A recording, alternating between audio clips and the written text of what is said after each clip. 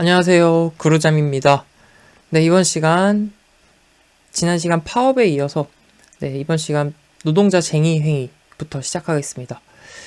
그래서 이러한 파업이 되면 노동자는 이제 쟁의 행위를 통해서 교섭력을 높이려고 하고 사측도 교섭력을 이제 높이기 위한 수단을 사용하죠. 그래서 노동자 측에서는 파업, 태업, 보이콧 등을 통해서 그리고 또 불매운동, 유도 등을 통해서 불매운동 유도는 이제 여론을 이제 가져오기 위한 그런 방식이죠. 그래서 이런 식으로 노동자의 쟁의 행위가 있고 사측에서는 직장 폐쇄라는 수단을 사용하기도 합니다. 그리고 노사관계의 3주체는 이제 기억을 해두시면 돼요. 노사정, 노동자, 사용자, 정부, 노사관계의 3주체다. 그러면 문제 먼저 풀어보신 다음에 같이 정리해보면 더 좋겠습니다. 네, 1번 문제. 노동조합 측 쟁의수단에 해당하지 않는 것. 태업, 보이콧, 피케팅도 노동조합 측 쟁의수단입니다. 그래서 직장 폐쇄고요. 근로자 측의 쟁의로 볼 수 없는 것. 파업, 준법 투쟁, 피케팅. 대체 고용이죠. 대체 고용은 사측에서 대체 인력을 고용하는 거죠. 임금 교섭의 과학화, 합리화를 위해서 의존성이 높아져야 할 부분으로 가장 적합한 것은? 자, 임금 교섭은 노사정, 노동자, 사용자, 정부 간의 힘의 논리가 아니라 경제 논리에 의존해야 돼요. 즉, 경제 논리라는 것은 노동시장 요인에 대해서 의존성을 우선시할 때 임금 교섭이 과학화, 합리화 될 수 있다라는 것입니다. 그래서 정답은 3번. 4번. 프리만과 메도프가 지적한 노동조합의 두 얼굴. 자, 프리만과 메도프는 노동조합의 순기능, 역기능을 얘기했어요. 그래서 이게 두 얼굴이 되겠죠. 순기능으로는 집단적 목소리, 소통에서 순기능이 있다라고 했고요. 역기능으로는 노동조합이 조합원 자신들의 이익에 대해서만 독점적 이익을 추구했다라는 점을 지적했습니다. 그러면서 프리만과 메도프는 역기능의 영향이 더 크다라는 결론을 내렸어요. 그래서 노동조합의 두 얼굴 하면 독점과 집단적 목소리. 5번. 사회적 합의주의의 구체적인 제도적 장치, 노사정위원회. 노동조합, 사용자, 국가, 정부죠. 그래서 3번은 해당되지 않습니다. 노사관계의 3주체, 노사정. 그래서 노동자, 사용자, 정부. 정답은 1번. 이번에는 이원적 노사관계론입니다. 간단하게 정리할게요. 이원적 노사관계라는 것은 노사관계가 이중성이 있다라는 거예요. 그래서 노사관계를 제1차 관계와 제2차 관계로 구분을 하는데 제1차 관계는 경영대 종업원 관계입니다. 제2차 관계는 경영대 노동조합의 관계. 자, 1차 관계를 보면 내가 어떤 조직에 들어갔어요. 입사를 하면 그러면 나와 회사와의 관계는 개별적 관계죠. 그게 1차적 관계입니다. 나와 회사의 관계가 1차적이니까 1차적 관계고 개별적인 노사 관계다. 그래서 협력적이고 우호적인 성격을 나타내고요. 이제 경제적 관계죠. 그리고 나는 종업원으로서 종속 관계, 회사에 종속된 관계다. 이런 특징이 있고요. 제2차 관계, 대립적 관계입니다. 그래서 집단적 노사관계죠. 노동조합이니까 노동조합 대 회사의 관계, 집단적 관계, 대립적 관계, 그리고 사회적 관계이고요. 노동조합과 회사의 관계는 이제 대등한 관계가 됩니다. 이렇게 노사관계는 협력적이면서 대립적인 이중성을 갖는다라는 것이 이원적 노사관계론이에요. 그래서 제1차 관계는 협력, 우호성, 이런 성격을 띠고요. 제2차 관계는 서로 대립적인 성격을 띠게 되겠죠. 이렇게 정리하시면 됩니다. 1번 문제 바로 풀어보겠습니다. 이원적 노사관계론의 구조. 1차 관계는 경영대 종업원 관계, 2차는 경영대 노동조합 관계. 정답은 3번. 노사관계의 시스템 이론입니다. 노사관계 시스템 이론, 던롭의 이론인데요. 이 이론은 노사관계에 영향을 미치는 요인을 설명한 이론이에요. 다시 노사관계에 영향을 미치는 요인들을 설명한 이론이 노사관계의 시스템 이론이다. 그래서 주로 출제되는 것도 노사관계에 영향을 미치는 여건, 환경에 대해서 이제 출제가 됩니다. 같이 한번 읽어보겠습니다. 노사관계의 주체를 사용자 및 단체, 노동자 및 단체, 그러니까 사용자, 노동자, 정부로 규정했다. 정부가 포함됩니다. 그래서 이들 간의 관계는 무엇에 의해 결정된다고요? 네, 무엇에 의해 결정되냐면 여기서는 예산시장 노사가 기권했다. 예산시장 노사라는 것은 노사관계고요.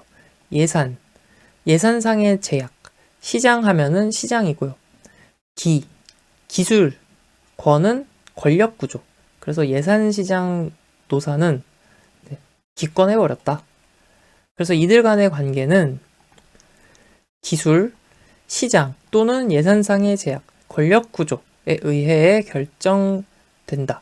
그래서 기술, 시장 또는 예산상의 제약, 권력구조에 의해 결정된다. 그래서 예산시장 노사 기권했다.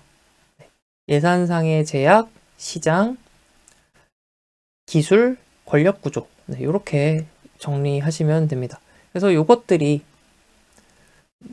이제 노사관계를 결정한다. 노사관계를 결정하는, 영향을 미치는 요인들이다라는 것이죠. 그래서 여기서 정의하는 노동자 및 노동조합은 당연히 노동조합을 포함하고요. 그리고 장기간 근속으로 인해서 자연 발생된 비공식 조직도 노동자 집단에 이제 포함을 합니다.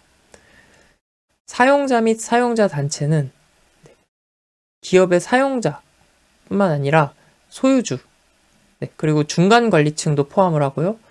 사용자 협회, 협동조합, 사용자 단체들이죠. 기타 경제단체들도 사용자 집단에 이제 포함되는 개념입니다. 정부는 노동 관련 행정부서뿐만 아니라 법원, 정부의 각종 위원회를 포함합니다. 그래서 예산시장, 노사기권 요 세 가지 요인이 노사관계에 영향을 미친다. 그래서 여기 다시 밑에 나옵니다. 노사관계에 영향을 미치는 여건과 환경. 자, 기술적 특성 먼저 봅니다. 기술적 특성이라고 하면 생산 현장에서의 근로자의 질이나 양, 생산 과정 및 생산 방법 등을 기술적 특성이라고 하는데요. 자, 생산 현장에서 내부적인 훈련을 통해서 근로자의 숙련도가 다를 수 있잖아요. 이게 근로자의 질에 관련된 내용이죠. 그리고 또 그 기업, 그 생산 공장만의 작업 기술 노하우가 있을 것이고요. 그런 것들이 노사관계 교섭력에 영향을 미치는 요인이 됩니다. 이게 기술적 특성. 그래서 기술적 특성이 노사관계에 영향을 미친다. 다음, 예산시장입니다. 시장 또는 예산의 제약. 예산시장. 예산시장은 제품 시장의 형태, 비용, 이윤 등을 포함하는 개념입니다. 그래서 해당 기업이 속한 시장이 완전 경쟁 시장인지 혹은 독과점 시장인지에 따라서 교섭력이 달라질 수도 있고요. 그리고 노동력에 지급되는 인건비 수준이나 기업의 이윤도 역시 이제 교섭력에 영향을 주는 요인이 되겠습니다. 그래서 시장 또는 예산 제약, 예산 시장. 마지막 권력구조. 사회 내 주체들 간의 세력 관계가 노사관계에 영향을 미칩니다. 자, 노사정이 있잖아요. 여기 노동자 집단, 사용자 집단, 정부 이렇게 노사정이 있는데 노사정 간의 권력 배분, 힘의 배분 관계가 어떻게 되어 있는지에 따라서도 노사관계의 교섭력이 서로 달라지게 되잖아요. 그래서 이러한 권력 구조도 노사관계에 영향을 미치는 환경이 된다. 네. 그래서 기억을 해두시면 되겠습니다. 요 각각의 의미를 이해하시고요.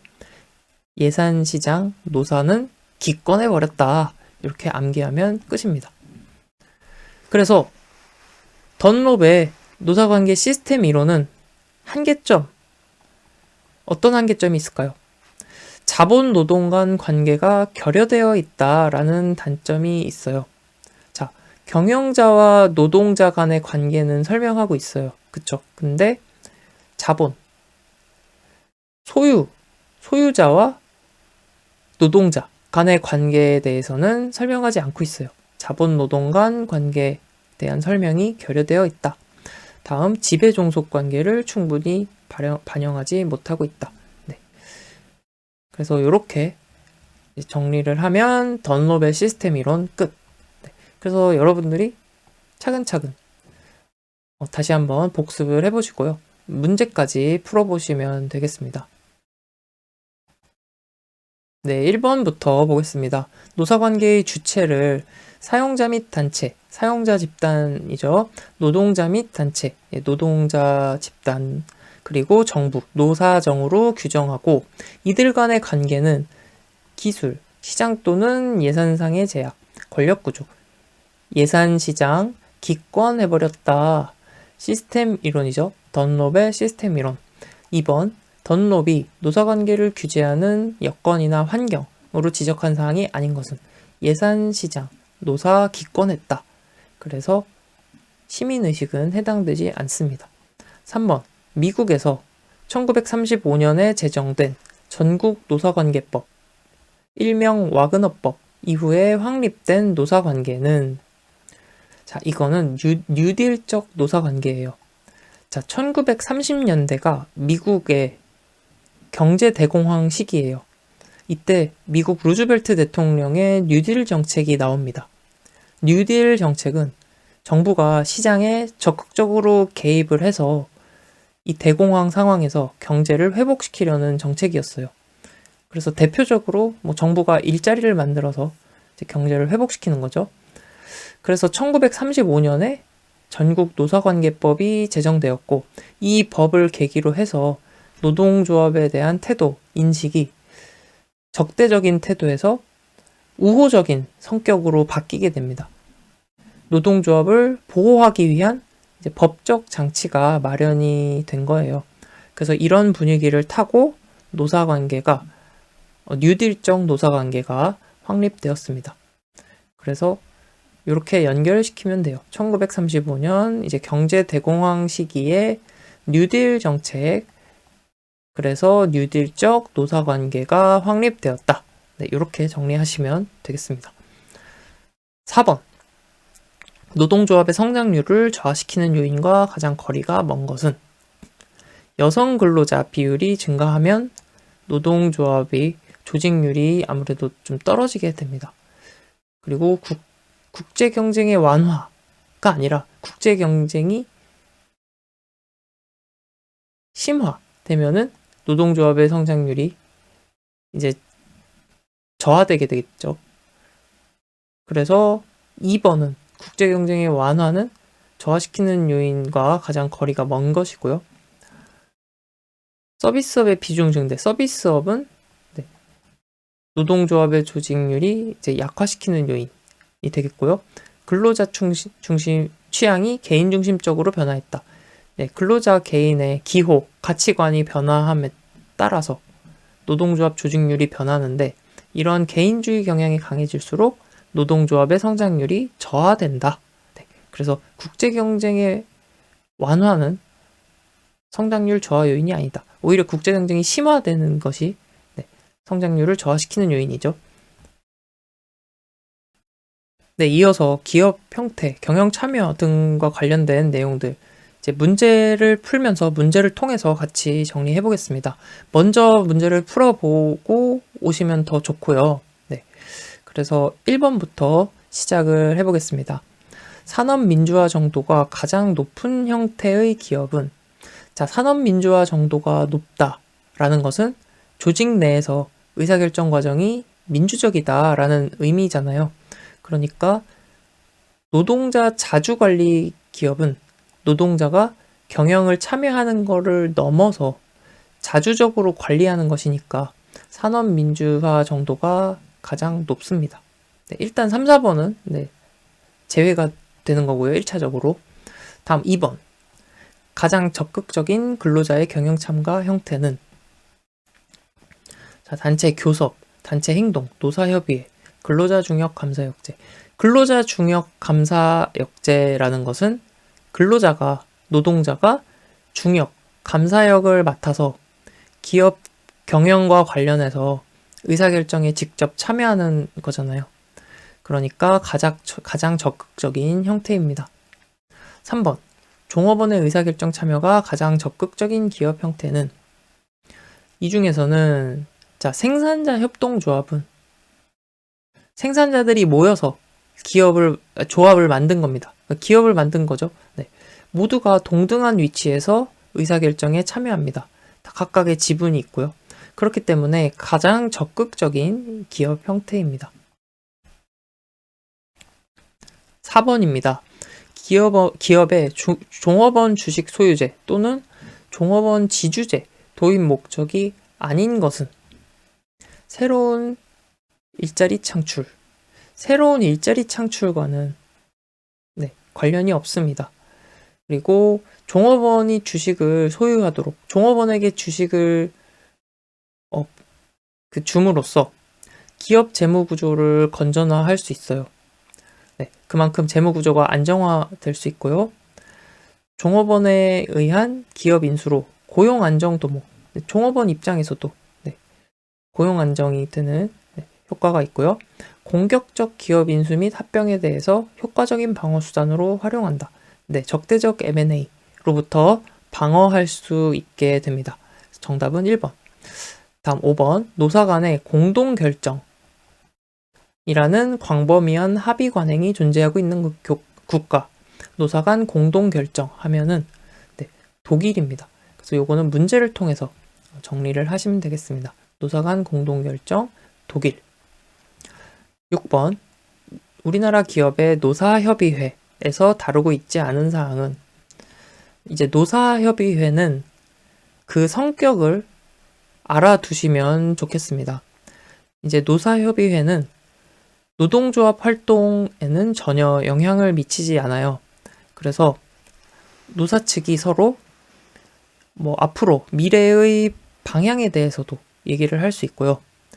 노사 간 단체 교섭이 약간, 일단은 이제 대립적인 느낌이죠. 노사 간 단체 교섭은 매운맛이라면 노사협의회는 사르르 녹는 맛 정도로 비유를 할 수가 있습니다. 그래서 노동조합은 사측에 대립해서 근로 조건, 임금 등을 이제 자신들의 집단의 이익을 지키려는 목적이라면, 노사협의회는 노사 간 협력체의 성격으로 볼 수 있습니다.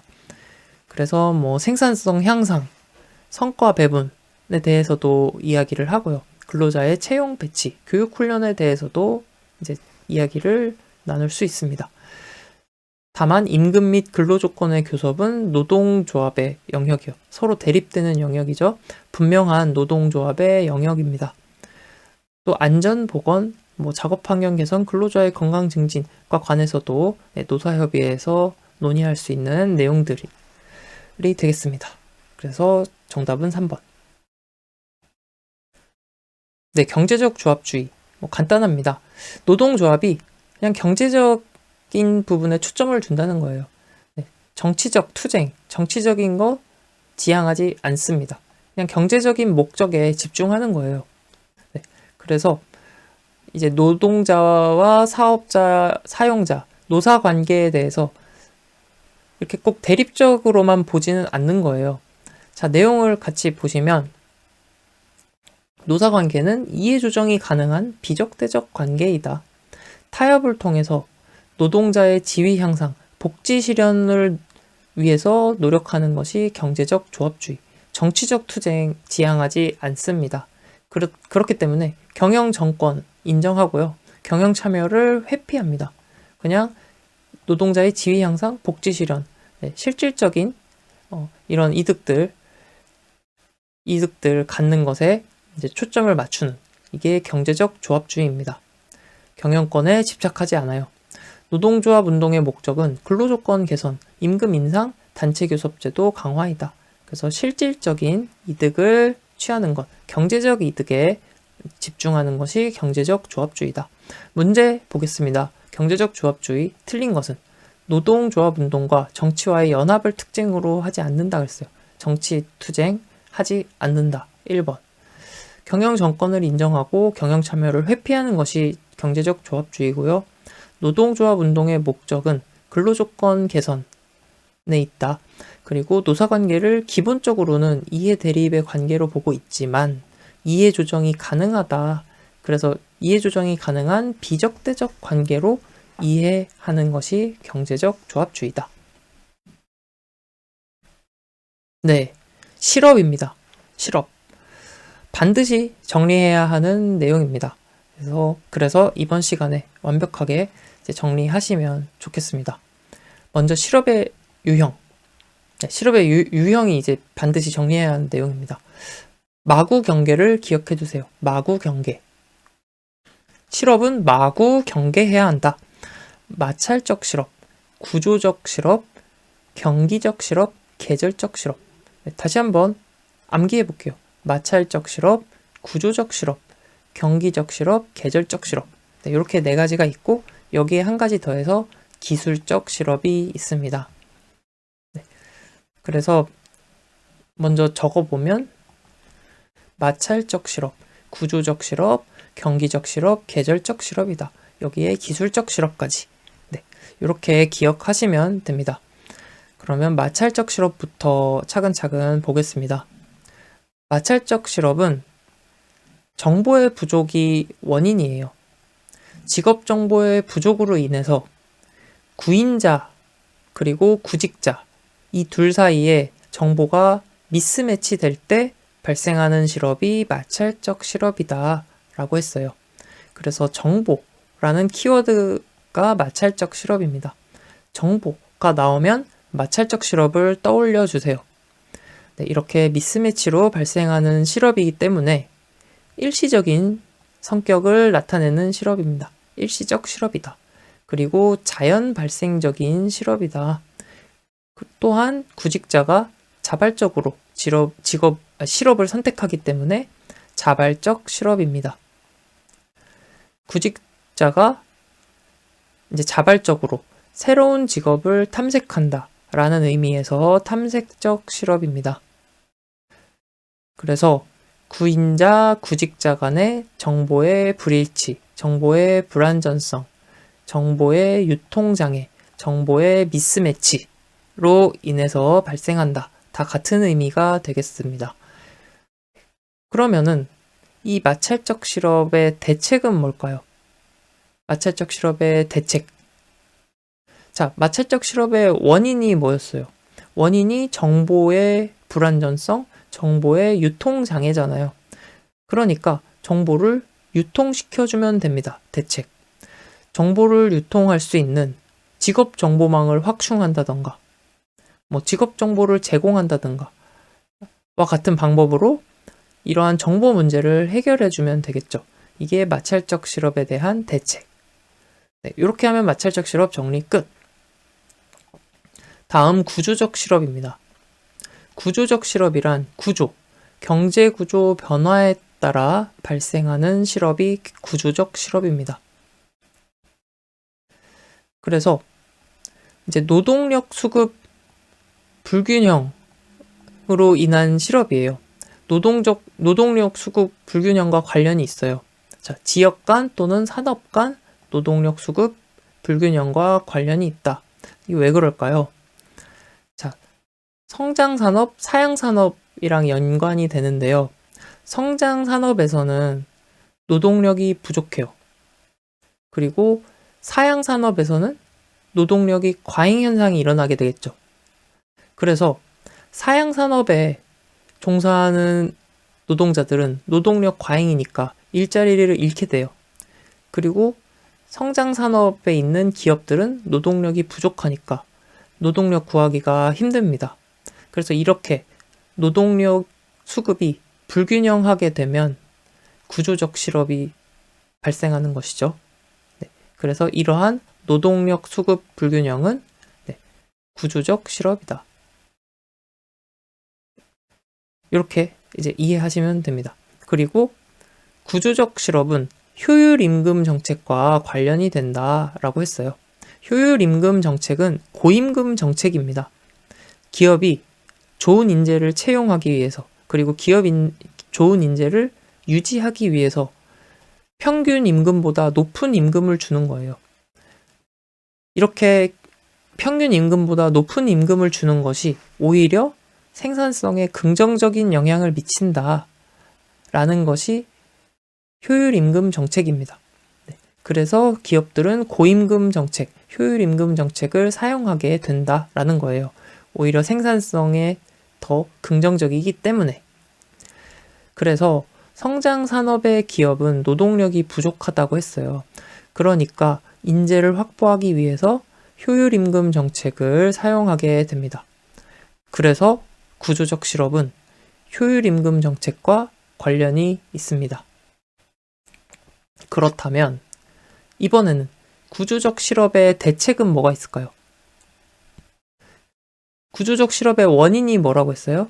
경제 구조의 변화에 따라 노동력 수급이 불균형한 것이 원인이라고 했어요.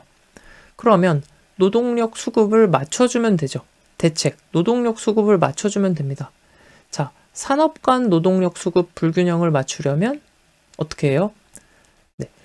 사양 산업의 노동력 과잉, 이 과잉된 노동력을 재교육, 훈련시켜가지고 성장 산업으로 이동시키면 되죠.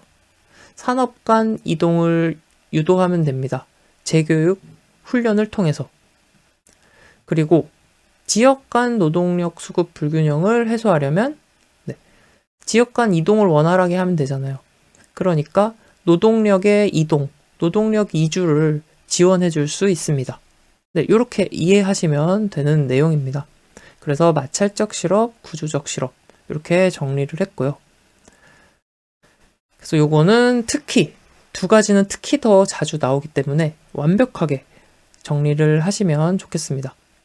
여러분이 직접 설명하실 수 있을 정도로 정리하시면 되겠고요. 다음 경기적 실업입니다. 경기적 실업은 경기에 따른 실업. 경기가 안 좋은 시기, 불경기 시기에 발생하는 것이 경기적 실업입니다. 경기적 실업의 원인은 총수요 부족으로 인해서 발생해요. 총수요 부족. 자, 경기가 안 좋을 때는 수요가 없잖아요. 사람들이 돈을 안 씁니다. 그러니까 기업에서도 물건을 안 만들어요. 기업에서 물건을 안 만드니까 사람이 필요가 없죠. 그러니까 사람을 안 뽑아요. 다시 말해서 노동력에 대한 수요가 없습니다. 이렇게 수요 부족으로 인해서 발생하기 때문에 경기적 실업은 수요 부족 실업입니다. 경기적 실업은 수요 부족 실업이다.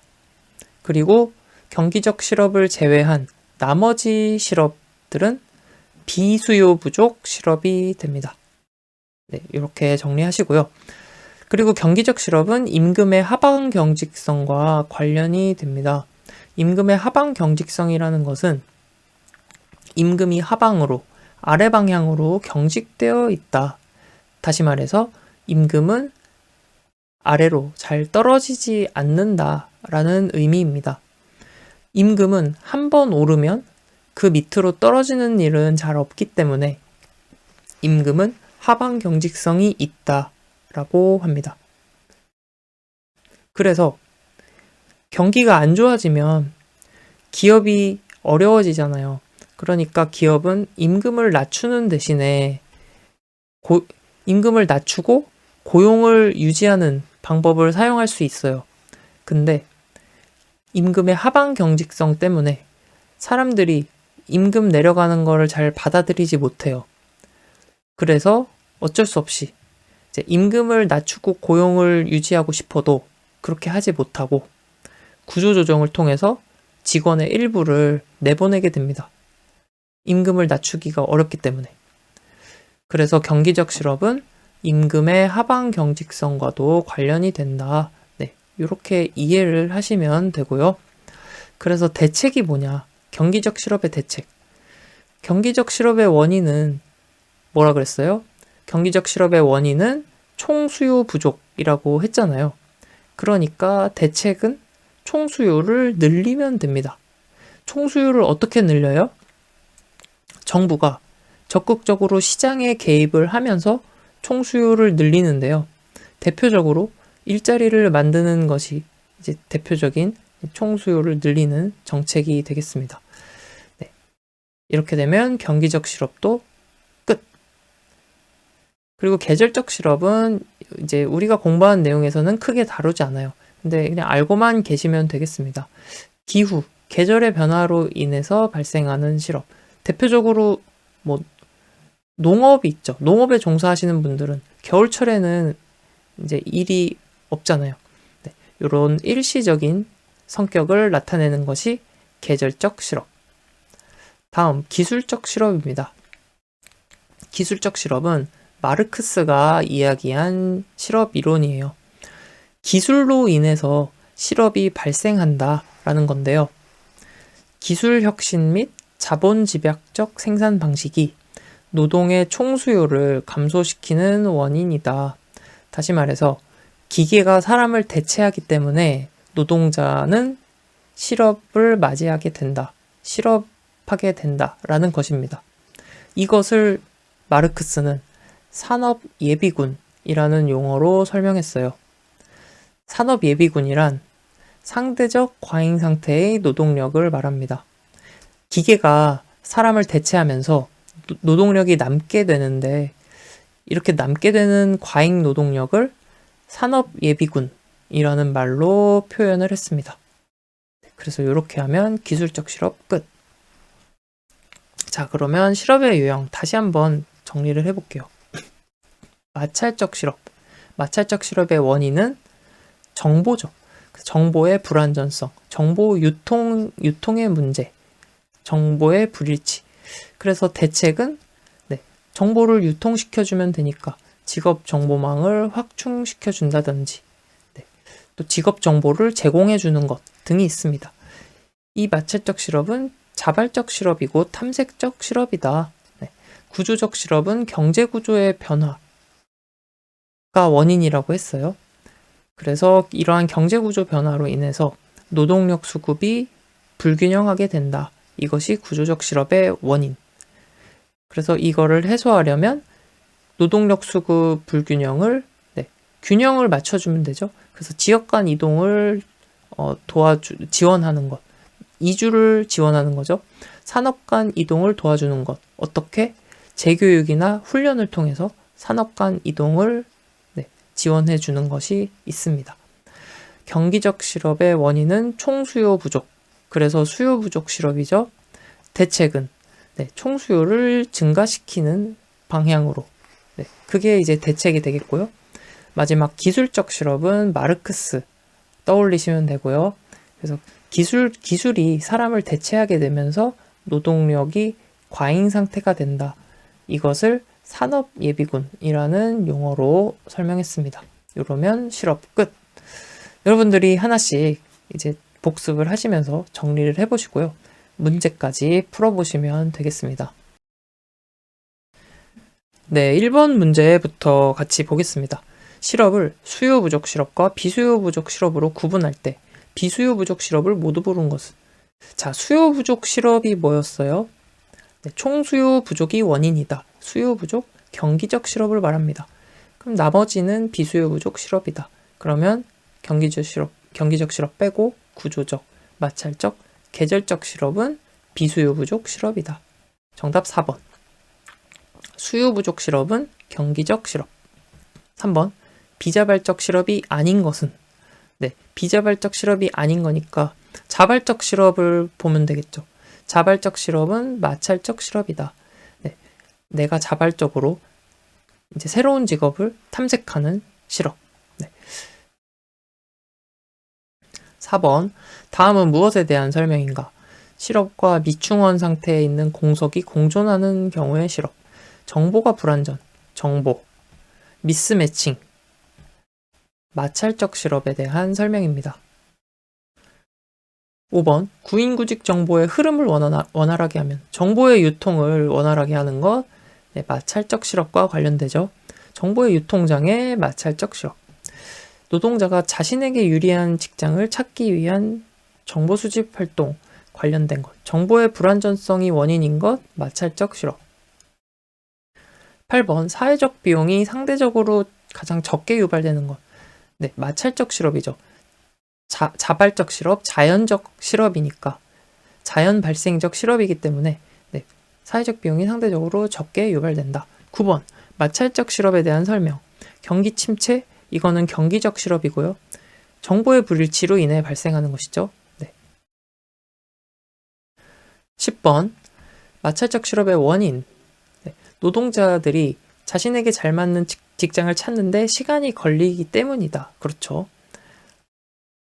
기업이 생산성을 제고하기 위해 균형임금보다 높은 임금을 지불하는, 이거 고임금 정책, 효율임금 정책에 대한 얘기죠. 효율임금 정책, 마찰적 실업과 상관없고요. 네, 노동조합 존재에 상관없습니다. 그래서 마찰적 실업 원인 정답 1번. 11번 마찰적 실업을 해소하기 위한 정책. 네, 정보와 관련된 거죠. 직업 정보. 그래서 전산망 연결. 네, 맞고요. 직업 안내, 직업 상담, 효과적인 알선, 네, 미스매칭을 해소하는 거죠. 고용 실태 및 전망에 관한 자료 제공, 네, 정보 제공. 노동자의 전직과 관련된 재훈련, 이거는 뭐예요? 네, 산업의 이동, 구조적 실업에 대한 대책이 되겠습니다. 12번 마찰적 실업 해소하기 위한 정책. 네, 정보 관련된 그 대책이 나와야겠죠? 구인구직 정보 시스템 효율성을 제고한다. 정답 4번. 근로자의 구직 활동에 대한 설명으로 틀린 것. 탐색 기간이 길어질수록 탐색 비용은 증가하겠습니다. 2번 탐색 기간이 길어질수록 좋은 일자리를 찾게 될 확률이 높아진다. 일반적으로 네, 그렇죠. 3번 직업 탐색 활동은 노동시장 정보의 불완전성에 기인한다. 그렇죠. 정보의 불완전성이 원인이다. 직업에 관련된 정보를 얻는데 소요된 지출은 인적 자본 투자로 간주하는 거죠. 네, 인적 자본 투자로 간주합니다. 그래서 4번이 틀린 내용. 14번 사용자의 구인 활동에 관한 설명과 거리가 먼 것은. 사용자가 채용을 하기 위한 구인 활동이에요. 호황기에 채용 기준을 낮추고 불황기에 채용 기준을 높이는 것이 일반적이다. 그렇습니다. 호황기 때는 인력이 많이 필요하니까 채용 기준을 낮춰서 채용을 하는 것이 효과적이고요. 불황기 때는 소수의 인원을 뽑을 수밖에 없어요. 그렇기 때문에 채용 기준을 높여서 엄선해서 채용해야 기업 입장에서는 더 도움이 됩니다. 2번 고임금 정책은 사용자의 채용 비용을 줄이는 데 도움이 되지 않는다. 아니죠. 네, 2번이 틀린 내용입니다. 궁극적으로는 이제 고임금 정책이, 효율임금 정책이 기업의 입장에서 도움이 되는 거니까 사용을 하는 겁니다. 평균 임금보다 더 높은 임금을 주더라도 생산성 향상 효과가 더 크기 때문에 고임금 정책이 더 효과적이다라는 거예요. 그렇기 때문에 이제 인재 이탈을 막을 수 있고, 네, 이런 것들이 이제 도움이 되기 때문에 사용자의 채용 비용을 오히려 이제 줄이는데 도움이 된다라는 얘기예요. 그래서 2번이 틀린 내용. 사용자는 구직자의 생산성을 정확히 알고자 하면 할수록 채용 비용이 증가한다. 그렇죠. 처음에 그냥 적성 검사만 했는데 더 정확히 알고 싶어요. 그러면 뭐 역량 테스트, 직무 역량 테스트를 보면은 비용이 더 들고, 여기에서 또 면접도 해보고 싶어. 그럼 면접 비용이 또 증가하고, 이렇게 채용 비용이 점점 증가하겠죠. 공석이 발생할 경우 내부 승진에 의해 필요한 사람을 고용하는 것이 기업 측에서는 위험 부담이 적은 방식이 되겠습니다. 15번 경기적 실업에 대한 대책. 경기적 실업의 원인이 뭐예요? 총수요 부족이라 그랬어요. 수요 부족 실업이다. 그러니까 대책은 총수요를 늘려주는 것. 16번 산업구조 변동 시 성장 산업의 기업들이 요구하는 기술과 사양 산업에 요구하는 노동자들 서로 맞지 않아서 구조적인 문제죠. 구조적 실업에 대한 설명이고요. 17번 디지털 카메라 등장해서 필름 카메라 줄어들었어요. 그래서 필름 산업 종사자들이 일자리를 잃었어요. 사양 산업 노동자들이 일자리를 잃었어요. 이건 어떤 실업이죠? 구조적 실업입니다. 이윤 극대화를 추구하는 기업이 이직률 낮추기에 효율성 임금, 효율 임금 제도와 관련되는 실업은 구조적 실업이었습니다.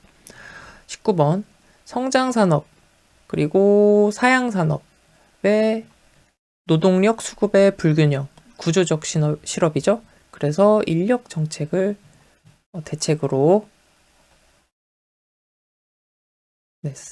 대책이 되겠고요. 20번 구인처에서 요구하는 기술을 갖춘 근로자가 없어서 발생하는 실업은 요구하는 기술을 갖춘 근로자가 없어요. 이거는 성장산업에서 발생하는 인력난이죠. 그래서 구조적 실업에 대한 내용이고요. 21번 다음 중 구조적 실업에 대한 대책과 가장 거리가 먼 것은? 구조적 실업은 노동력 수급의 불균형을 균형되도록 맞춰주는 거죠. 그래서 직업 전환 교육을 통해서 산업 간 이동을 돕고, 이주 보조금을 통해서 지역 간 이동을 돕고, 산업 구조 변화를 예측해서 인력 수급 정책을 세움으로써 실업을 감소시킬 수 있어요. 하지만 경기 활성화는 경기를 부양하는 거죠. 경기적 실업에 대한 대책, 총수요 부족을 원인으로 하는 경기적 실업. 그래서 경기 활성화가 대책이 됩니다. 22번 구조적 실업에 대한 설명 틀린 것은? 정보 부족이 원인이 되는 건 마찰적 실업. 구인처에서 요구하는 자격을 갖춘 근로자가 없는 경우. 요게 구조적 실업이죠. 그리고 산업구조 변화에 노동력 공급이 적절히 대응하지 못해요. 노동력 수급 불균형. 적절한 직업훈련 기회를 제공하는 것이 중요하다. 그렇죠. 그래서 재교육 훈련이 대책이라고 했습니다. 그래서 정답은 1번. 23번 해고에 대한 사전 예고 통보가 실업을 감소시킬 수 있는 실업의 유형. 자, 마찰적 실업. 미리 직업 정보를 구해서 대비를 할 수 있죠. 구조적 실업, 사전 예고를 하면 그 노동력 이동을 위해서 미리 교육을 받을 수도 있고, 교육이나 훈련을 받을 수도 있고, 아니면 다른 지역으로 이사를 갈 수도 있고, 대비가 가능합니다. 하지만 경기적 실업은 답이 없어요. 노동 수요가 없잖아요. 경기적 실업은 총수요 부족이 원인이다. 노동 수요가 없는데 내가 여기서 잘려서 나가도 새로 들어갈 데가 없습니다. 그래서 디귿은 대책이 없다. 그래서 기역 니은 정답 1번. 24번입니다. 마르크스 기술 진보로 인한 상대적 과잉 인구. 어떤 실업이죠? 기술적 실업이다. 기술이 사람을 대체함으로써 발생하는 실업. 25번 잠재적 실업에 관한 설명으로 가장 거리가 먼 것. 잠재적 실업이라는 것은 사실상 실업 상태인데 표면상으로는 이제 그렇지 않은 경우예요. 무늬만 일을 하는 것. 잠재적 실업입니다. 사실상 실업 상태. 그래서 1번 선택지를 보면 노동의 한계 생산물이 거의 0에 가까운 실업을 말한다. 이거는 여기서는 그냥 그렇다라는 것만 보고 넘어가셔도 됩니다. 한계 생산에 대한 개념은 뒤에서 공부할 건데요. 먼저 한계 생산이라고 하면 이제 단위당 생산량이에요. 노동력을 한 단위, 한 명 늘렸을 때 증가하는 생산량을 한계 생산물이라고 합니다. 그래서 이렇게 노동력을 한 명씩 늘릴수록 한계 생산물은 점점 감소해요. 네, 이게 한계 생산이 점점 줄어든다라고 해서 한계 생산 체감의 법칙이라고 하는데요. 이렇게 노동력을 조금씩 늘릴수록 한계 생산은 점점 줄어들면서 결국에 0이 되겠죠. 그런데 이 한계 생산물이 0이 되는 지점이 곧 이윤 극대화 지점입니다. 이윤이 최대가 되는 지점이에요. 한계 생산이 0이 되는 지점.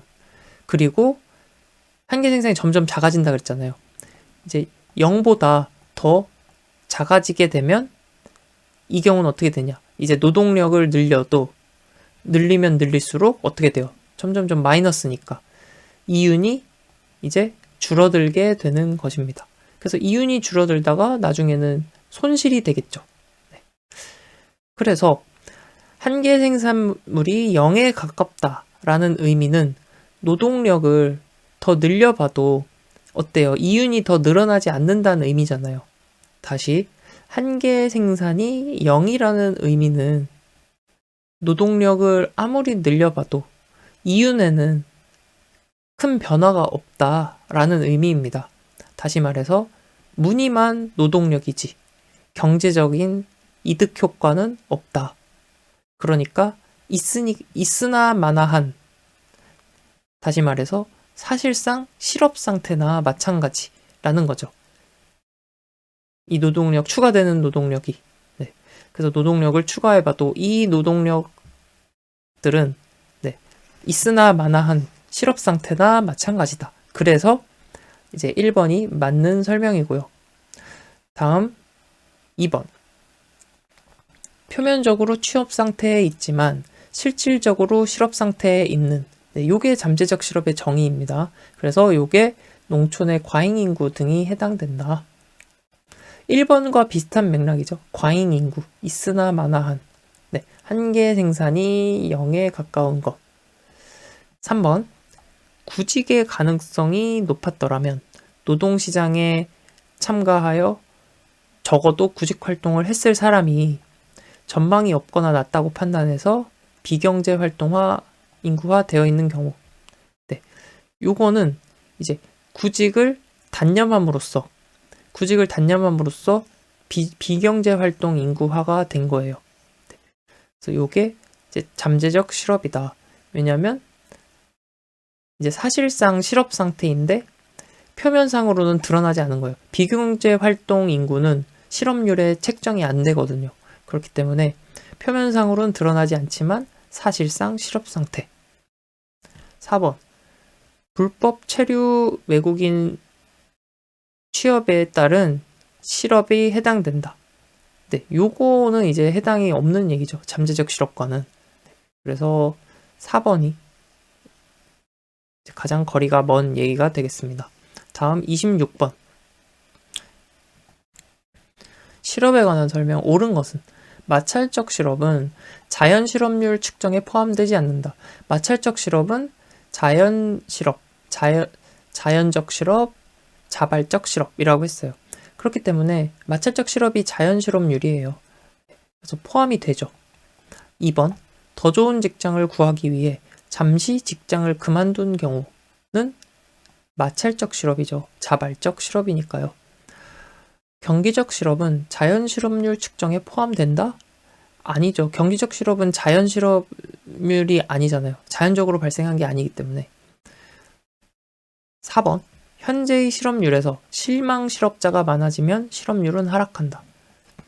자, 실망 실업자의 의미는 실망해서 구직 활동을 포기하는 거예요. 그래서 요거는 뭐 조금 그려서 설명을 해야 될 것 같아요. 자, 이게 경제활동 인구 관련 통계가 이렇게 구분이 돼요. 이렇게 구분을 해서 통계를 내는데 생산 가능 인구는 이제 15세 이상 인구를 말합니다. 이 생산 가능 인구는 경제활동 인구와 비경제활동 인구로 구분이 되고요. 경제활동 인구는 취업자와 실업자로 분류합니다. 그런데 실망 실업자는 이제 실업자가 실망을 해서 더 이상 이제 구직을 해도 너무 안 되니까 힘들다, 포기해야겠다, 실망해서 접는 거예요. 그래서 실망 실업자는 이제 비경제 활동 인구가 됩니다. 비경제 활동 인구화 되는 거죠. 그래서 실망 실업자는 이제 여기에 소속이 됩니다. 그렇기 때문에 자, 실업률이라는 것은 경제활동 인구 중에서 실업자의 비중을 보는 게 실업률인데, 여기서 실업자가 한 명이 줄었어요. 일로 이동을 하면서. 그러면 어떻게 되겠어요? 실업률은 하락하게 되잖아요. 네. 실질적으로는 뭐 실업 상태이지만 실업자 통계에서는 빠지게 되는 거죠. 그래서 4번이 맞는 얘기가 됩니다. 다음 27번. 근데 요거 이제 또 뒤에서 이제 또 공부할 내용이기 때문에 이렇게 이해만 하셔도 되겠습니다. 27번입니다. 실업에 관한 설명. 옳은 것은 정부는 경기적 실업을 줄이기 위하여 기업의 설비 투자를 확대시켜야겠죠. 경기적 실업은 총수요 부족 실업이니까 설비 투자를 확대해야 이제 노동 수요도 늘어나게 되고요. 취업자가 존재하는 상황에서 구직 포기자의 증가는 실업률을 감소시킨다. 구직 포기자가 증가하면 실업률이 감소합니다. 이거 방금 봤던 건데 다시 그려봐야겠네요. 네, 여기서 구직 포기자라는 것은 여기 26번의 실망 실업자와 같은 의미죠. 그래서 여기 실업자에 있다가 구직을 포기하면서 비경제 활동 인구화 되는 겁니다. 그래서 여기에 위치해 있다가 비경제 활동 인구로 소속이 바뀌는 거예요. 그러면 실업자 수가 한 명 줄어든 거니까 실업률은 낮아지는 효과가 있습니다.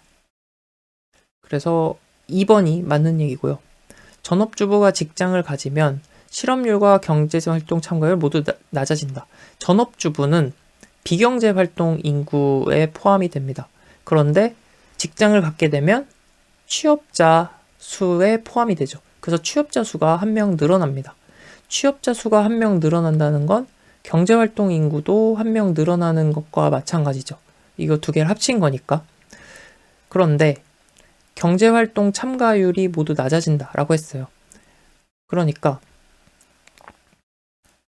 일단 경제활동 참가율이라는 것은 생산 가능 인구분의 경제활동 인구가 경제활동 참가율이거든요. 그런데 경제활동 인구가 늘었으니까 경제활동 참가율은 높아지는 거죠. 그렇기 때문에 3번 틀린 거고요. 4번 실업급여의 확대는 탐색적 실업을 감소시킨다. 탐색적 실업이 뭐예요? 마찰적 실업이죠. 탐색적 실업. 직업을 탐색한다고 해서 탐색적 실업. 실업급여를 확대하면 돈을 주니까 좀 더 있다가 일해도 되겠네? 일을 좀 천천히 하지 뭐. 이렇게 되겠죠. 취업이 덜 급해요. 탐색적 실업을 증가시킵니다. 그래서 정답은 2번. 28번 실업에 관한 설명 틀린 것은 실업급여의 확대는 탐색적 실업을 증가시킬 수 있다. 경기 변동 때문에 발생하는 실업, 경기적 실업. 구직 단념자는 여기 비경제활동 인구화 된다라고 했죠. 그래서 비경제활동 인구로 분류되고 비수요 부족 실업은 경기적 실업 아니죠. 경기적 실업은 수요 부족 실업이고 나머지는 비수요 부족 실업이다. 그래서 정답은 4번. 이렇게 해서 실업의 유형 관련된 내용 정리했습니다. 이번에 정리할 내용은 베버리지 곡선입니다. 실업 결혼 곡선이라고도 하는데요. 출제가 많이 되지는 않았지만 이 내용을 이해하고 문제를 정리하시면은 시험에서 문제로 만났다 하더라도 맞히실 수 있을 겁니다. 결혼, 실업, 곡선, 실업, 결혼. 여기서 결혼이라는 것은 빈 일자리 수를 말합니다. job vacancy. 빈 일자리 수를 말하고요. 실업은 이제 실업자 수를 말한다. 그래서 여기 그림 보시면 가로축은 실업자 수, 세로축은 결혼 수, 빈 일자리 수를 의미합니다. 그리고 여기 45도 선이 있잖아요. 이 45도 선은 어떤 의미일까요? 자, 45도 선은 x축값, x값과 y값이 같은 점들을 모아놓은 거잖아요. 실업자 수와 결혼 수가 같은 지점을 모아놓은 것이 45도 선이에요. 그쵸? 다시 45도 선의 의미는 실업자 수와 결혼 수, 빈 일자리 수가 같은 지점들을 연결한 것이 모아놓은 것이 45도 선이에요. 그쵸? 다시 말해서 실업자 수와 빈 일자리 수가 같다. 완전 고용 상태를 의미합니다. 45도 선은 완전 고용 상태를 의미한다.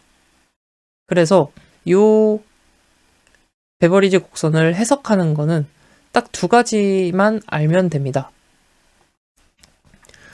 네, 이렇게 빨간 곡선이 있잖아요. 이 곡선 상에서 이동하는 것은 경기의 변화를 의미한다. 그리고 이 곡선 자체가 이동하는 것, 예를 들어 이 곡선이 이 위치로 이동을 했다. 요거는 곡선의 이동이잖아요. 이 곡선의 이동은 구조적 변화를 의미한다. 네, 요 두 가지만 이제 알고 계시면 됩니다. 자, 먼저 곡선상의 이동을 한번 볼게요. 경기의 변화라고 했어요. 곡선을 따라 왼쪽 위로 이동할수록 경기가 팽창하고 있다, 좋다라는 의미입니다. 이쪽으로 갈수록 경기가 좋다, 호경기를 의미하고요. 반대로 이쪽 방향으로 이렇게 갈수록 우하향 방향으로 이제 곡선상에서 이동할수록 경기가 침체되고 있다, 위축된다 라는 의미입니다. 왜 그럴까요? Why? 자, 45도 선을 기준으로 볼게요. 45도 선, 완전 고용 상태라고 했잖아요. 요 기준으로 봤을 때 요 왼쪽, 요 부분을 한번 보세요. 요 부분의 지점 하나를 딱 찍어서 보면, 자, 요 지점, 결혼 수가 많아요? 실업자 수가 많아요? 결혼 수가 더 많죠. 빈 일자리 수가 더 많아요. 네. 그 말은 빈 일자리 수가 실업자 수보다 더 많다라는 거는 뭐예요? 경기가 좋다라는 의미잖아요. 빈 일자리 수가 실업자를 다 채우고도 남을 만한 수준이다. 네, 경기가 좋다라는 의미고, 반면에 이 지점을 볼게요. 45도 선의 우측 부분, 우측 영역, 요 지점은 실업자 수가 빈 일자리 수보다 더 많죠. 네, 요 값이 요 값보다 더 크니까, 네, 실업자 수가 더 많다는 의미잖아요. 자, 실업자 수가 빈 일자리 수보다 더 많다. 실업자가 더 많으니까 경기가 안 좋다라는 의미로 이해할 수 있습니다. 그래서 요 45도 선을 기준으로 해서 요 오른쪽 요 부분은 빈 일자리 수가 부족해서 나타나는 실업, 즉 노동 수요가 부족해서 발생하는 실업, 수요 부족 실업, 경기적 실업이라는 의미입니다. 네, 이렇게 이해하시면 되는 내용이고요. 반면에 이 부분은 뭐라고요? 이 부분은 빈 일자리 수가 실업자 수보다 많은 거니까 경기가 좋은 상황이죠. 호경기의 상황이다. 네, 이렇게 이해하시면 곡선상의 이동 정리가 됐고요. 다음, 곡선의 이동. 곡선의 이동은 구조적 변화를 의미한다 라고 했어요. 자, 여기 각 곡선이 상황을 나타낸다고 보면 요게 1번 곡선, 1번 상황이고요. 2번 곡선, 2번 상황입니다. 자, 요 아래 곡선이랑 위의 곡선 1번과 2번 중에서 어떤 곡선이 더 상황이 안 좋은 경우일까요? 여기에 결원수가 만약에 V1으로 똑같다면, 결원수가 V1으로 똑같다면, 빈 일자리 수가 똑같다면 1번 상황에서는 실업자 수가 몇 명이에요? 네, 요만큼입니다. 그런데 2번 상황에서는 결원수가 V1이라면 실업자 수가 이렇게 늘어나죠. 그러면 어떤 게 더 안 좋은 거예요? 네, 요게 더 안 좋잖아요. 2번 상황이 1번 상황보다 더 안 좋은 상황이다 라는 것을 의미합니다. 즉, 베버리지 곡선이 우상향으로 이동하면 우상향 할수록 경기는 어떻다? 경기가 아니죠. 노동시장은 더 악화되고 있다 라는 것을 의미합니다. 다시 말해서 구조적 실업자 수가 증가함을 의미한다. 네, 왜냐하면 이게 구조적 변화니까요. 네, 이렇게 이해가 되셨죠? 네, 한 가지 더 볼게요. 여기에 C 지점이 있죠. 이 지점을 한번 보세요. 이 상황에서는 실업자 수가 현재 몇 명인가요? 네, 실업자 수가 U3, 네, 이만큼입니다. 그러면 이 C 지점에서 수요 부족 실업자 수는 얼만큼인가요? 수요 부족 실업자 수. 네, 수요 부족 실업자 수는 이만큼이 됩니다. 그쵸? 실업자 수에서 빈 일자리 수를 뺀 것이 수요 부족으로 인한 실업자 수잖아요. 자, 빈 일자리 수는 여기니까, 요만큼이니까. 이만큼이 수요 부족으로 인한 실업자 수. 네. 왜냐면 45도선 오른쪽 영역이니까 45도선 오른쪽 영역은 수요 부족으로 인한 이제 실업자 수니까 실업자 수 빼기 빈 일자리 수다. 그래서 요 내용을 좀 기억을 해두세요. 요게 이제 출제가 선택지로 출제가 됐었던 내용이고요. 그래서 요 구간 AC 요 사이 요만큼이 이제 수요 부족 실업자 수인데 이론적으로는 그렇습니다. 이론적으로는 그런데 하지만 실제로는 어때요? 실제로는 요 빨간 곡선이 이제 현실이라고 볼 수 있습니다. 그래서 원래는 이제 이 지점인데 정부가 경기 부양 대책을 쓰면서 수요 부족을 이만큼까지 줄여요. 일자리를 이만큼까지 늘린다는 거죠. 그래서 요 B지점까지 실업자 수가 줄어들게 됩니다. 네, 그래서 실질적으로는 수요 부족 실업자 수가 요렇게 되는 겁니다. 요만큼. 그래서 실질적으로는 요만큼인데 이제 이론적으로는 네, 이만큼이 되는 것이죠. 그래서 실질적으로는 수요 부족 실업자 수가 요만큼이다. 네, 이렇게 이해하시면 되겠습니다. 그렇다면 이게 지금 수요 부족 실업자 수라고 했어요. 네, 이게 수요 부족 실업자 수라고 했는데 그럼 나머지 요만큼도 이제 실업자 수잖아요. 이거는 어떤 실업을 의미하는 걸까요? 네, 요 사람들은 경기가 좋아져서 취업을 할 수 있음에도 불구하고 실업 상태인 사람들입니다. 네, 노동 수요가 일자리 수가 부족해서 실업자인 사람들이 아니에요. 요 사람들은 그렇잖아요. 네, 이 말인 즉슨 이 사람들은 수요 부족 실업자가 아니다. 즉 비수요 부족 실업자다. 그러면 비수요 부족 실업자라는 것은 어떤 실업을 말하는 거예요? 네, 마찰적 실업이랑 구조적 실업을 말합니다. 그래서 요 구간의 사람들은 마찰적 실업, 구조적 실업자 수, 그리고 요 구간의 사람들은 수요 부족 실업자 수, 즉 경기적 실업자 수가 됩니다. 그런데 여기서 하나 또 중요한 거, 베버리지 곡선에서는 요 구간이 이제 요만큼이 마찰적 구조적 실업자 수, 비수요부족 실업자 수라고 했는데 마찰적 실업과 구조적 실업을 따로 구분해서 확인할 수가 없어요. 비버리지 곡선에서는. 요거를 기억해 두시면 됩니다. 네. 네. 내용 정리해 보겠습니다. 그래서 45도선의 의미는 완전 고용 상태라고 했어요. 실업자 수와 결혼 수가 같은 지점들을 모아놓은 것. 이게 45도선의 의미. 그래서 완전 고용 상태를 의미한다. 곡선이 원점에서 멀어진다 라는 건 곡선 자체가 이동하는 것, 구조적 변화라고 했는데 곡선이 원점에서 멀어지면 악화되는 거였죠. 그래서 곡선이 원점에서 멀어지게 되면 구조적 실업자가 증가한다 라는 것을 의미한다. 네. 그리고 이 곡선에서 마찰적 구조적 실업을 구분하는 것은 어렵다 라고 했습니다. 그리고 한 가지 더, 수요 부족 실업자 수는 실업자 수에서 빈 일자리 수를 뺀 것이 수요 부족 실업자 수가 된다. 네, 일자리가 부족해서 발생하는 실업자 수죠.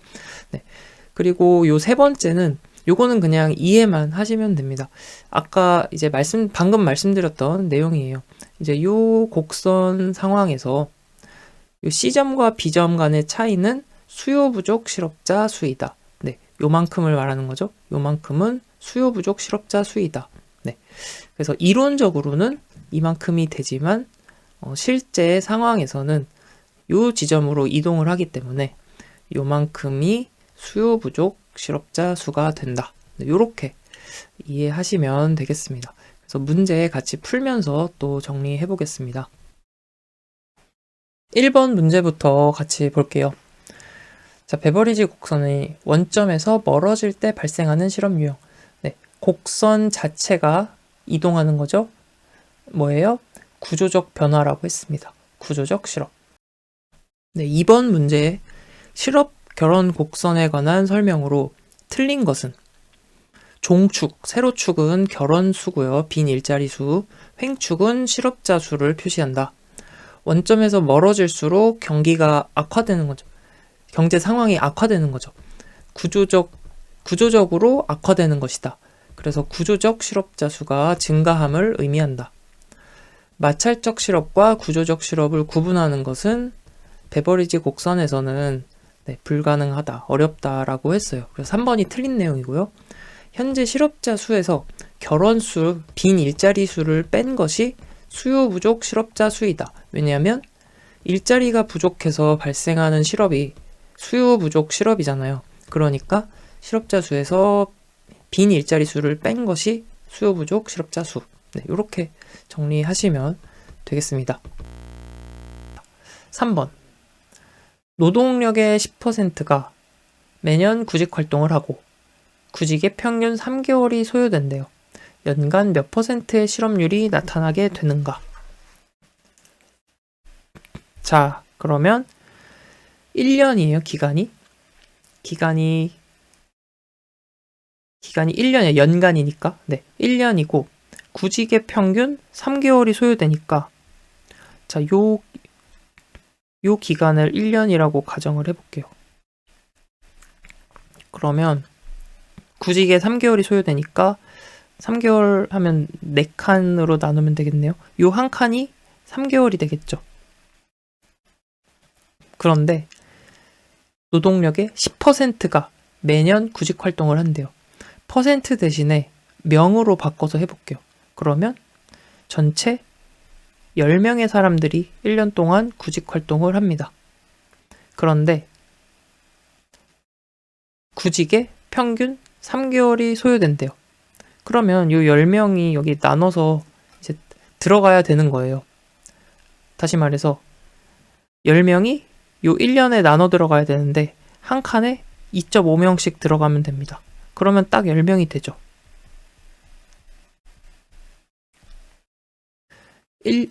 연간 실업률의 의미라는 것은 1년 내내 실업자 수가 몇 명이냐를 물어보는 겁니다. 1년 동안 평균적으로 얼마냐를 물어보는 거니까 1년 내내 몇 명으로 계속 유지됐냐라는 거를 물어보는 것과 같잖아요. 그러니까 1년의 기간 동안 구직 활동을 한 것은 10명이었지만 1년 내내 실업 상태인 것은 2.5명이었다는 거죠. 그래서 2.5%. 이렇게 이해를 하시면 되겠습니다. 자, 4번 한 번 더 해볼게요. 4번. 전체 근로자의 20%가, 그러면 20명이 매년 새로운 일자리를 찾고 있어요. 그러면 1년. 이것도 1년이에요. 1년 동안 20명이 새로운 일자리를 찾고 있는데 직업 탐색 기간이 평균 3개월이래요. 그럼 또 4칸으로 나누면 한 칸이 3개월이 되겠죠? 그럼 여기서 마찰적 실업률은, 자, 20명이 요 4칸에 나눠 들어가야 돼요. 그러면 5명, 5명, 5명, 5명 이렇게 나눠 들어가면 되겠죠. 그러면 요 20명이 1년 동안 구직 활동을 하는데 이제 5명은 1년 동안 계속 실업 상태에 있다는 거죠. 그래서 마찰적 실업률은 5%가 된다. 정답은 2번. 이렇게 하시면 됩니다. 네, 이어서 임금 관련된 내용입니다. 네, 임금은 통상임금, 평균임금 이 두 가지를 구분하는 것이 출제됩니다. 자, 통상임금 먼저 보시면 정기적 일률적으로 지급되는 임금, 통상임금입니다. 그리고 평균임금 보시면은 이전 3개월 동안의 임금 총액을 그 기간의 총일수로 나눈 금액이다. 이렇게 계산을 하면 평균임금은 1일당 금액으로 나오겠죠.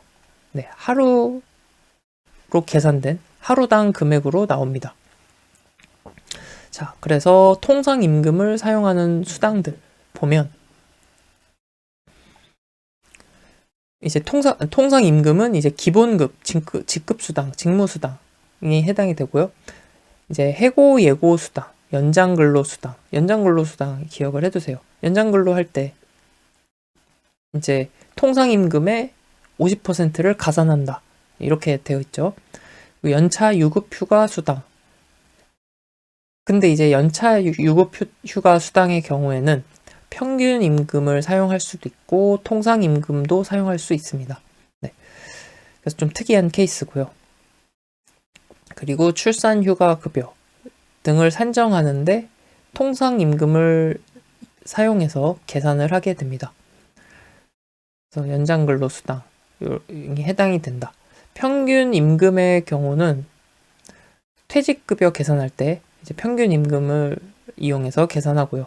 구직급여, 실업급여 신청해서 구직급여를 받을 때 평균 임금으로 계산해서 평균 임금을 이용해서 계산을 합니다. 휴업수당 마찬가지고요. 연차유급수당 그리고 산재보상 받을 때 평균 임금 사용한다. 네, 산재보상 기억을 해두세요. 그래서 이렇게 통상임금, 평균임금 구분해서 사용하는 계산에 사용되는 것을 구분해서 기억해 두시기 바랍니다.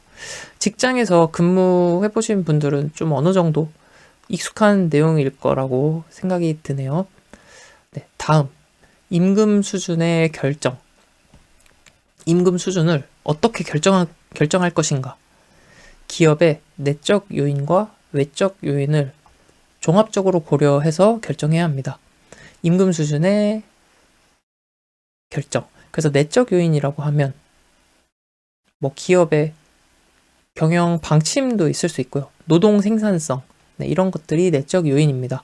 외적 요인이라고 하면 기업 외적으로 노동시장에 관련된 거죠. 노동시장의 수요 공급 혹은 경쟁 기업의 임금 수준 이런 것도 고려를 해서 결정을 하게 됩니다. 임금 수준의 결정 원칙으로는 기업 지불 능력의 원칙, 생계비 보장의 원칙, 사회적 균형의 원칙으로 임금 수준을 결정한다. 기업 지불 능력의 원칙이라고 하면 기업이 지불할 능력에 대해서 이제 고려해야 된다는 거고요. 생계비 보장의 원칙은 말 그대로 생계비를 보장해야 된다.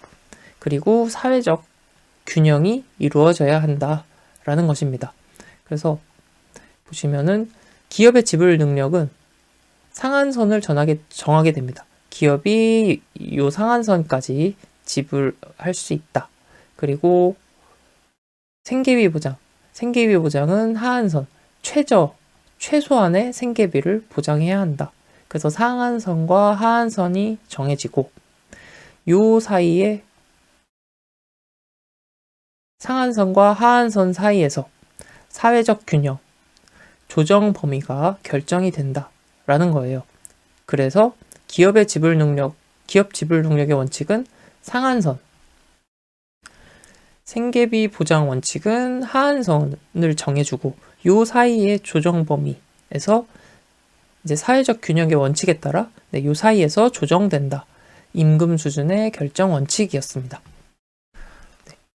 이렇게 정리하면 되겠고요. 임금의 하방 경직성입니다. 임금은 하방, 아래 방향으로 경직되어 있다라는 것이죠. 임금은 잘 안 내려간다. 한번 올라간 임금은 잘 내려가지 않는 성질을 갖고 있다. 임금의 하방 경직성입니다. 화폐 환상과 관련이 돼요. 화폐 환상은 명목 임금에 대한 환상입니다. 자, 명목 임금, 실질 임금이 있잖아요. 그런데 실질 임금이 뭐였죠? 실질 임금은 실구매력을 기준으로 하는 임금이죠. 물가 상승률을 고려한 임금이 실질 임금입니다. 그런데 화폐 환상이라는 것은 실질 임금이 내려가는 것, 실질 임금 하락은 상관없이 명목 임금에 대해서 환상이 있는 것. 이게 화폐 환상입니다. 그래서 명목 임금이 오르면 이제 임금이 올랐다라고 생각하는 거죠. 실제로는 실질 임금은 낮아졌음에도 불구하고 이게 화폐 환상입니다. 다음 장기 노동 계약도 임금의 하방 경직성과 관련이 있습니다. 장기 노동 계약, 노동자는 단기 노동 계약보다 장기 계약일 때 임금 하락에 대해서 더 민감합니다. 예를 들어서 1년 계약과 5년 계약 이렇게 제안을 받았어요. 근데 임금 삭감을 제안해요. 그러면은 당연히 1년 계약보다 5년 계약에 대해서 더 반응이 예민해지겠죠. 그래서 장기 노동 계약은 임금을 내리기가 더 어렵습니다. 즉, 장기 노동 계약이 임금의 하방 경직성과 더 관련이 있다. 다음, 강력한 노동조합의 존재. 역시 임금이 잘 내려가지 않는 요인이 되겠고요. 노동자의 역선택 발생 가능성도 임금의 하방 경직성 요인입니다.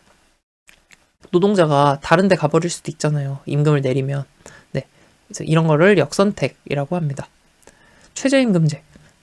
노동자의 최소한의 보호장치죠. 임금이 내려가지 않는 것과 관련이 있고요. 효율임금제도. 기업의 고임금 정책 역시 임금의 하방 경직성과 관련됩니다. 그리고 오답지로는 물가의 지속적 상승. 물가의 지속적 상승은 임금의 하방 경직성과는 관련이 없습니다. 그래서 다시 한번 정리하면 통상임금, 평균임금은 구분하는 것, 어떤 수당에 어떤 임금이 사용되는지 이거를 잘 구분을 하시면 되고요. 임금 수준의 결정 원칙, 상한선, 하한선, 조정 범위, 그리고 임금의 하방 경직성 요인들을 차근차근 다시 이해하면서 정리하시면 되겠습니다. 여러분들 이제 스스로 한번 내용 정리를 해보시고요. 문제까지 풀어보시기 바랍니다. 1번, 임금에 대한 설명으로 틀린 것은 산업사회에서 사회적 신분의 기준이 되기도 하고요. 임금 수준은 인적 자원의 효율적 배분과 관련이 있죠. 그래서 2번이 틀린 내용이고요. 가장 중요한 소득 원천 중에 하나이다. 유효 수요에 영향을 미쳐서 유효 수요라는 것은 실구매력이 있는 수요를 유효 수요라고 합니다. 유효한 수요죠. 그래서 실구매력이 있는 수요. 유효 수요에 영향을 미쳐서 경제 안정과 성장에 밀접한 관련이 있다. 2번, 통상임금, 평균임금. 틀린 것은 통상임금에는 기본급, 직무 관련 직책, 직급, 직무수당을 포함한다. 초과급여, 특별급여 등은 통상임금 산정에서 제외된다. 그렇죠. 네, 통상임금은 일반적이 아니고 일률적, 정기적으로 지급되는 임금이라고 했어요. 평균임금은 고용기간 중에서 근로자가 지급받고 있던 평균적인 임금 수준을 말하고요. 그래서 3개월, 이전 3개월을 평균하는 거죠. 평균임금은 연장근로, 야간근로, 휴일근로의 산출. 이거는 뭐예요? 통상임금이죠. 네, 연장근로, 야간근로, 휴일근로 수당은 통상임금을 가지고 계산을 합니다. 3번. 통상임금 틀린 것은 정기적 일률적으로 지급해야 하고요. 근로 대가로서 지급합니다. 시간외 수당 산정 기준으로 활용되죠. 네, 그래서 통상임금의 몇 %를 가산한다. 각종 재해보상금의 산정 기준은 산재보상 뭐였어요? 평균임금이었습니다. 4번 통상임금에 포함되지 않는 것. 기본급, 직무수당, 직급수당. 네, 정기적으로, 일률적으로 지급되는 게 통상임금. 특별급여는 네, 이에 해당이 되지 않죠. 정기적인 것이 아니니까요. 5번 A산업의 평균임금이 B산업보다 높다. 그 이유는 거리가 먼 것은 A산업의 노동조합이 B산업보다 약하면은 임금이 높나요? 노동조합이 더 강하니까 B산업보다 임금이 높아지겠죠. 그래서 1번이 틀린 얘기고요. 나머지 선택지 같이 보겠습니다. A산업 근로자 생산성이 B산업 근로자보다 높으면 임금이 높겠고요. 숙련도 수준이 더 높으면 임금이 높겠고요. 성장산업에 있으면 노동 공급이 충분히 대응을 못하고 있어요. 그러면 어때요? 기업은 고임금 정책을 써서 인재 확보, 유지를 위해서 노력을 하게 됩니다. 그래서 4번도 이제 해당이 되는 내용입니다. 6번 임금 수준의 결정 원칙. 생계비 보장의 원칙을 통해 하한선이 정해지고요. 기업 지불 능력을 따져서 상한선이 정해지고요. 이 사이에서 이 조정 범위를 통해서 이 조정 범위 내에서 사회적 균형을 이루어야 한다. 임금 수준의 결정 원칙. 정답은 3번. 7번 임금의 경제적 기능 틀린 것은 임금 결정에서 기업주는 동일노동 동일임금을 선호하고 노동자는 동일노동 차등임금을 선호한다. 반대입니다. 기업주는 동일노동 차등임금을 선호하고 노동자는 동일노동 동일임금을 선호합니다. 동일노동을 하더라도 이제 능력 있는 사람한테 5% 더 주고 능력 없는 사람한테 10%를 덜 주면 인건비를 더 줄일 수 있잖아요. 네, 뭐 이런 예시를 한번 떠올려 보시면 되겠고요. 기업주에게는 실질 임금이 중요성을 가지지만 노동자에게는 명목 임금이 중요하다. 그렇습니다. 그래서 이게 뭐였어요? 노동자에게 명목 임금이 중요한 거 화폐 환상이라고 했습니다. 3번 기업주에서 본 임금과 노동자 입장에서 본 임금의 성격상 상호 배반적인 관계를 갖는다. 기업주 입장에서는 이윤에 초점을 두고 있고 노동자는 기업자 입장에선 이윤에 초점을 두고 노동자 입장에서는 임금에 초점을 두잖아요.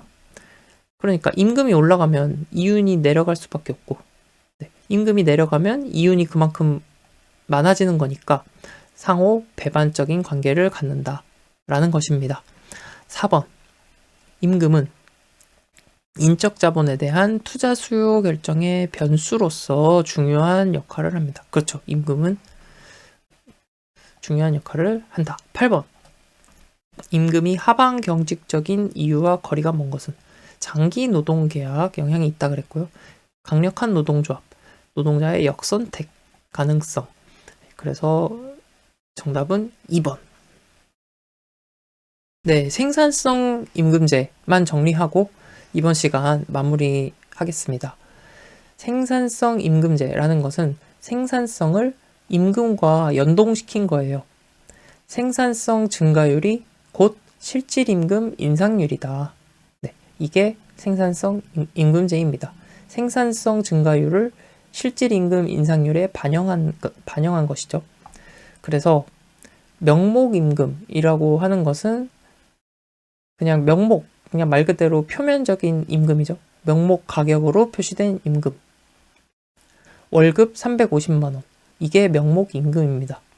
그런데 실질임금이라는 것은 명목임금을 실구매력으로 평가한 임금, 실질적인 이란 의미죠. 그래서 실질임금, 물가 수준을 반영한 실질적인 임금이다. 실질임금, 실구매력. 그래서 이제 명목임금이 오르더라도 실질임금은 오히려 낮아질 수 있어요. 왜 그럴까요? 네, 명목임금이 올랐다 하더라도 명목임금의 인상률이 물가 상승률보다 낮으면 실구매력은 낮아진 거잖아요. 그렇기 때문에 실질임금은 낮아진 겁니다. 다시 명목임금이 4% 올랐어요. 네, 월급이 4% 올랐다. 흔히 이제 얘기하는 그 금액이 명목임금이잖아요. 근데 물가 상승률이 5%다. 그러면 실질적으로는 임금이 오른 게 아니라는 거예요. 그게 실질임금은 하락했다라는 의미죠. 네. 실구매력은 낮아진 거니까요. 네. 그래서 실질임금은 낮아진 것이다. 생산성 임금제에서는 자, 생산성 증가율이 실질임금 상승률이라고 했어요. 그러니까 생산성 임금제에서 명목임금의 인상분은 실질임금 인상분에다가 물가상승분을 더해줘야지 명목임금의 인상분이 됩니다. 요거 이해가 되시나요? 네. 왜냐하면 생산성 임금제에서는 생산성 증가를 실질임금 인상으로 반영을 하니까 실질임금 인상률을 다시 생산성 증가율은 실질임금 인상률이니까 여기에다가 물가 상승분을 고려해줘야 생산성 임금제에서의 명목임금 인상분이 되는 겁니다. 네. 그래서 문제를 풀면서 또 더 정리를 해보겠습니다. 네, 문제를 먼저 풀어보시면 더 좋고요. 1번부터 시작하겠습니다. 실질 임금의 정의, 실구매력을 반영한 임금 수준이라고 했어요. 그래서 물가 수준을 반영해서 실구매력으로 평가한 임금이다. 정답은 2번. 다음 표에서 어떤 도시근로자의 실질 임금을 구할 경우 기역, 니은, 디귿, 리을의 크기를 바르게 나타낸 것은? 자, 실질 임금의 정의 뭐였어요? 실구매력을 고려한 것이 실질 임금이었어요. 그래서 실질 임금은 명목 임금을 물가 지수로 나누어 준 것이 이제 실질 임금이 됩니다.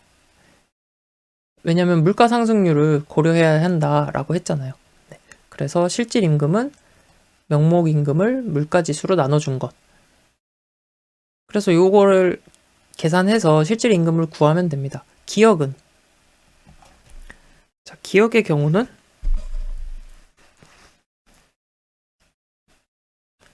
물가지수가 두 개가 나와 있죠, 여기에. 어떤 물가지수를 사용해야 할까요? 네, 실구매력을 반영하는 거니까 소비자잖아요.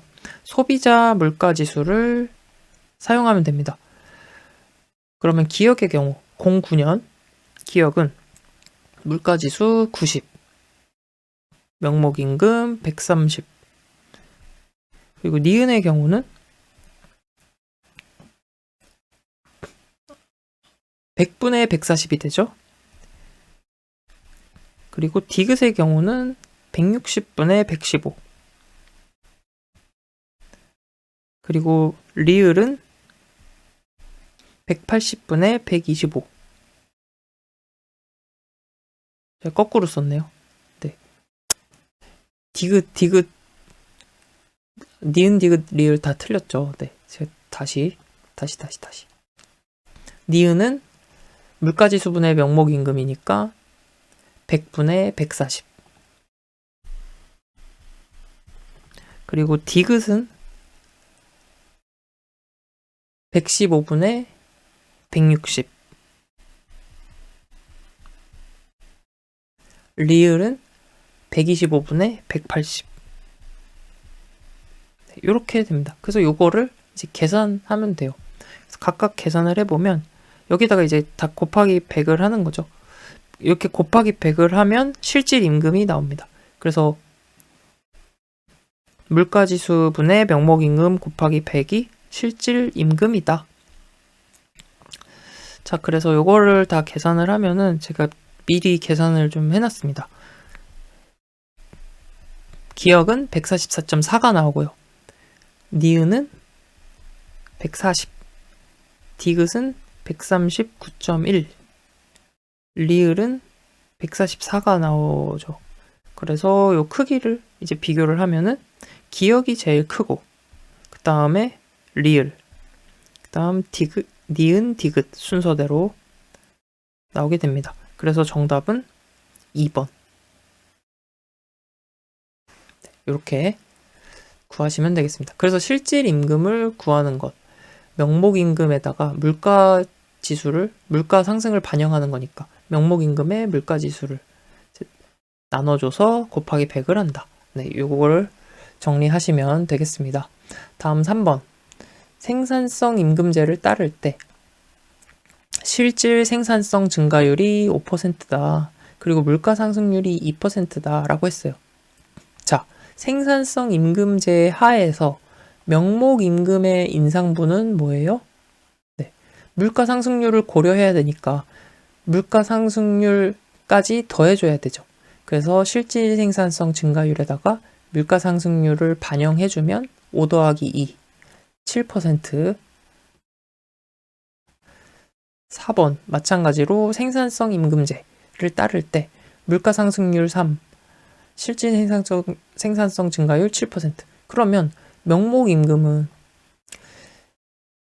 실질 생산성 증가율에다가 물가 상승률을 반영해줘야 명목 임금이 되죠. 그러니까 7%에 3% 더하면 10%. 정답 3번. 5번 마찬가지. 생산성 임금제 실질 생산성 증가율 6%, 물가 상승률 3%. 네, 물가 상승률을 반영하면은 명목임금 인상분이 나오죠. 그래서 9%. 6번. 실질 임금 상승률 계산하는데 적합한 방식. 자, 실질 임금 상승은 자, 명목 임금을 어떻게 했어요?